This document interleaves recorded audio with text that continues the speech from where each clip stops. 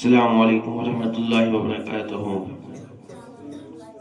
اعوذ باللہ من الشیطان الرجیم، بسم اللہ الرحمن الرحیم۔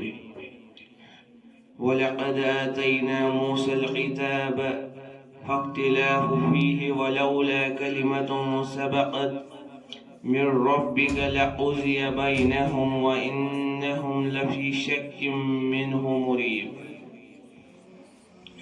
صدق اللہ العلی العظیم۔ ہم سے پہلے موسیٰ علیہ السلام کو بھی کتاب دے چکے ہیں اور اس کے بارے میں بھی اختلاف کیا گیا ہے۔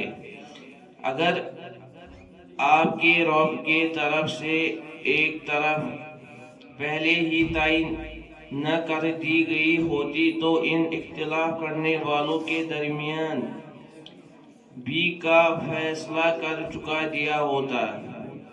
یہ واقعہ ہے کہ نہ لوگ اس کی طرف سے شک اور خلجان میں پڑے ہوئے ہیں، یعنی کسی نے اس کتاب کو مانا اور کسی نے نہیں مانا۔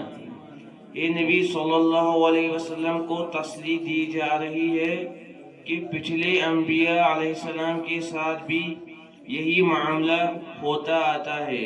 کچھ لوگ ان پر ایمان لانے والے ہوتے اور کچھ تکذیب کرنے والے، اس لیے آپ اپنی تکذیب سے نہ گھبرائیں۔ باقی والسلام۔